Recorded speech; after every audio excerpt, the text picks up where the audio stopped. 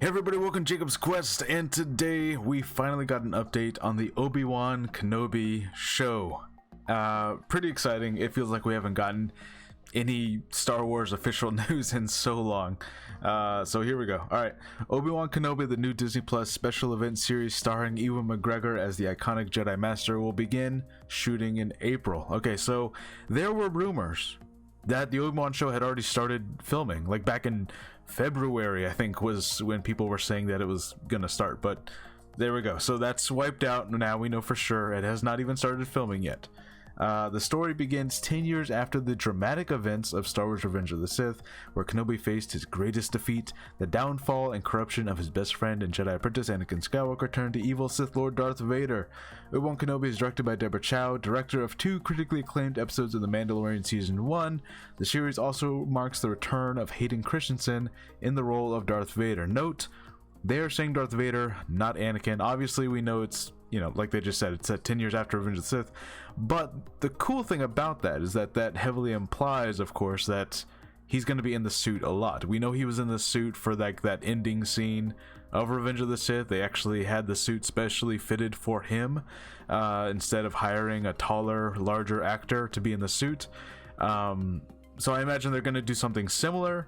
I imagine there's going to be scenes of him in the suit and outside of the suit where he's probably going to be in a similar Bacta tank looking situation like we saw him in Rogue One. So I can imagine stuff like that happening. So that should be pretty cool and crazy to look at. And here is our cast. We're going to go ahead and read what they wrote down here. Joining the cast are Moses Ingram, Joel Edgerton, Bonnie Pius, Kamal Nanjiani, and Dari Varma, Rupert Friend, O'Shea Jackson Jr., Sung Kang, Simon Kessel, and Benny Safdie. I had ruined some of those names. Obi-Wan Kenobi is executive produced by Kathleen Kennedy, Michael Rejwan, Deborah Chow, Ewan McGregor. Interesting, Ewan McGregor is an executive producer on, like, that seems to be what they're saying, yeah, and writer Joby Harold. Yeah, I guess that implies that Ewan McGregor himself is a producer on this show. That's pretty cool. Casting director is Carmen Kubo. Obi-Wan Kenobi will be available exclusively on Disney Plus.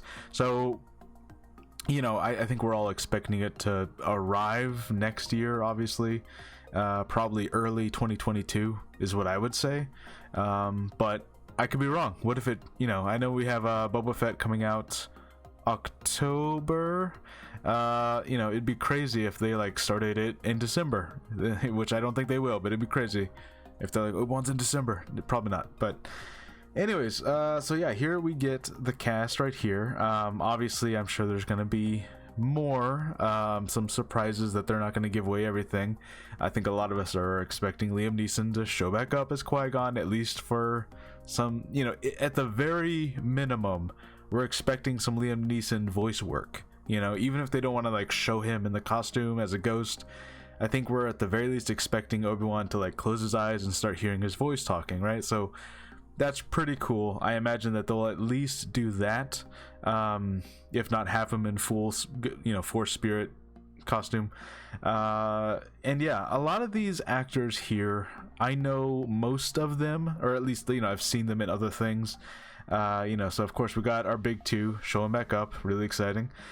We have Uncle Owen and Aunt Beru showing back up, Joel Edgerton and Bonnie Pius. I'm probably saying that wrong. Now, what a lot of people, because I saw almost no one mention this, but Bonnie Pius, over the years, who played Aunt Beru in Attack of the Clones and Revenge of the Sith, she had gone through some, if you ever watched that HBO documentary called The Vow, it's all about this thing called Nexium, which was like this huge cult. It was like really messed up thing. There was branding involved. It was a whole thing. She is someone who got out of that cult, and she like helped basically, expose it and take it down, or whatever the situation is now. But she's essentially a survivor of a cult, and that happened in between Revenge of the Sith and now. So honestly, like, I'm really happy that she's out of that situation, and this is like, being able to return to Star Wars, it's like a rejuvenation of her career, you know what I mean? Because obviously, like, that was like her big role, and then all this craziness happened. So I'm glad that she's, life is going to be going good for her again now that that whole craziness is kind of dealt with. I think I didn't actually follow up as to what happened at the end there, but yeah, go watch The Vow on HBO, and she's in that a lot. She does a lot of interviews for that documentary. Also Kamal Nanjiani, I'm saying his name wrong. Ninjiani. All right. You know, we all know him. He's a really funny guy. My first instincts, I think like a lot of people are like, oh, he's gonna be like the comedic droid. He's gonna be like K2SO or something like that. But he doesn't have to be. You know what I mean? Like we've all seen those pictures of him getting all ripped for Eternals, I think, right? Eternals in Marvel. So he can play an action role. He could be a soldier kind of guy. I'm sure he's still gonna be really funny because that's just who he is as a person. But you know, my first instinct of him, like, oh, they're gonna put him in a you know, a CG mocap suit, and he's gonna be a droid, like K2SO situation. He doesn't necessarily have to do that. They can make him some other role, so we'll see what happens there. And Dari Varma, of course, we know her from Game of Thrones. She was, funny enough, she was the Viper's, Pedro Pascal's like girlfriend, lover, wife, lady. And it's just, I don't know, it's just kind of funny how like you see a lot of actors from other projects now. They're like, a lot of them are into Star Wars, you know. Even Daenerys, why am I blanking on her name? Obviously she was in Solo, so you know, it's kind of cool. A lot of Game of Thrones people coming into Star Wars. I'm sure that those won't be the last. You know, when she was cast, some people even kind of went like, oh, she's gonna be Satine. And I don't know, I mean, maybe in flashbacks, but I kind of doubt it. Rupert Friend, I don't know much at all about him. I don't think I've ever even heard of that guy before. O'Shea Jackson Jr., that is the son of Ice Cube, and he played Ice Cube in the Straight Outta Compton movie, which was a great movie, and he did a great job, so that's really cool. Sung Kang, who I know from the Fast and Furious movies, as Han. Now look, it was partly joking. I put this post up like, okay, here's my first like theory as to who the casting could be, and I had the idea of like, oh, what if he was Dr. Aphra's father, because her father was like obsessed with Jedi artifacts and all this other stuff, and that's actually what caused this rift between him and his wife and his daughter. And the timeline kind of matches up. If this is 10 years after Revenge of the Sith, so it's still 9 years before A New Hope, so like a younger version of Aphra's dad, like that kind of matches up. And I'm only kind of saying this because there's been rumors of an Aphra show at some point for like forever. So if they were to like plant the seeds of like, oh, that was her dad right in the Obi-Wan show, that would be kind of cool. Plus he's obsessed with Jedi stuff. Kenobi's right there on Tatooine. It kind of works. I don't know. Simone Kessel, I don't really know her. And Benny Selfd, I think he's like a director. Something about Uncut Gems. I tried to look it up. He had some involvement with Uncut Gems, the movie. That's all I know. Now, last thing, I probably should have pulled it up. I didn't, so it's too late now. But Moses Ingram, the actress there, I believe she posted something on her Instagram when they announced this, and her little caption read, I play with lightsabers. That's what she said.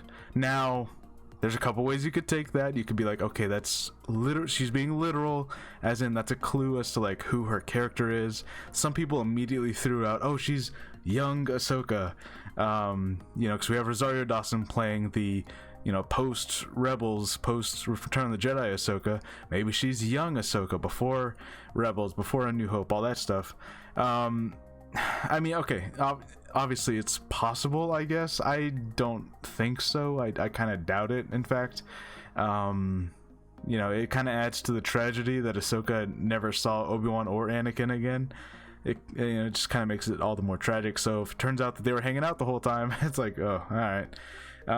But also, the other thing about this is that, one, it could be an Inquisitor, which I have a high suspicion that Inquisitors are going to be involved with the Obi-Wan show. You know, they're hunting down Jedi.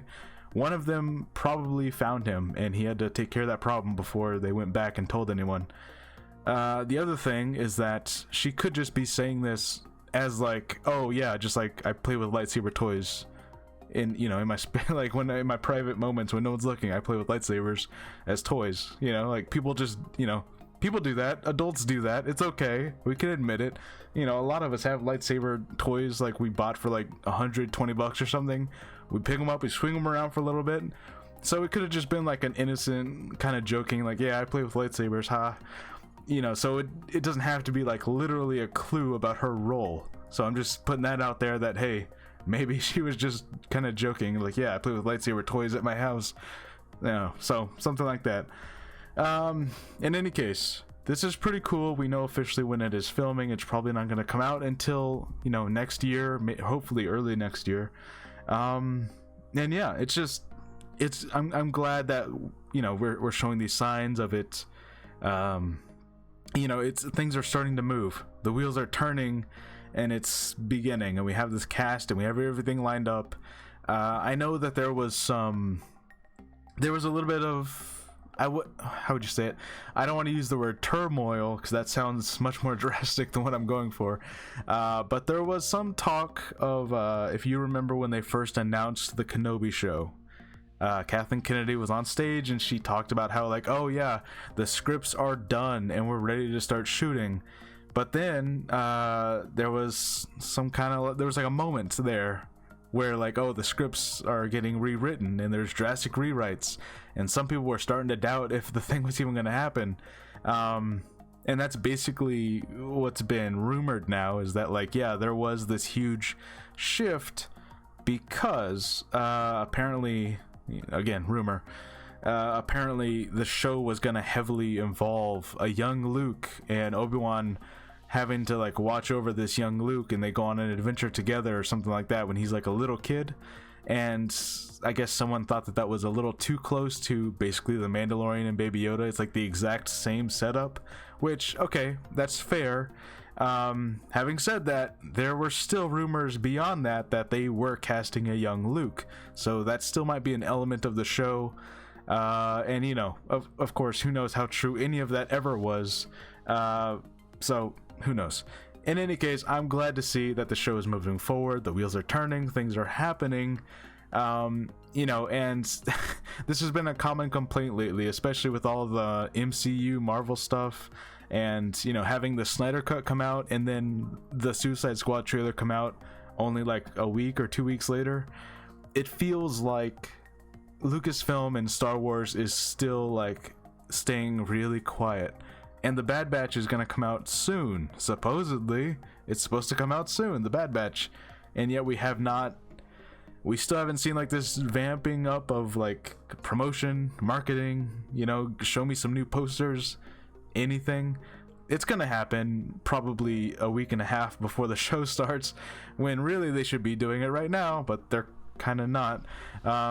So, you know, that's just been like a reoccurring thing with Lucasfilm. They like to stay quiet, and they like to wait until, like, kind of the last minute. I don't know why. That's just what they do. It's kind of frustrating, but in any case, yeah, I'm glad that this is happening and we're seeing progress. Yeah, let me know what you guys think. Let me know your theories. Let me know how excited you are about this. How like what you want to see out of this. You know, and as always, just because, you know, it's still gonna be probably almost a full year before we actually see this thing, I want to say this now. All the crazy theories that you have, it's exciting to talk about. We're all nerds. We love talking about this stuff. There's nothing wrong with that. But don't fall too much in love with your own theories and your own expectations now, because that's how you end up disappointed in whatever it is the show ends up being. So anyways, I just wanted to say that now, just so it's on the record of, like, hey, I told everyone this a year ago. Don't fall in love with your own theories and your own wants. Let it be what it is gonna be. Anyways, all right, let me know what you guys think, and I'll see you guys on the next episode. Bye.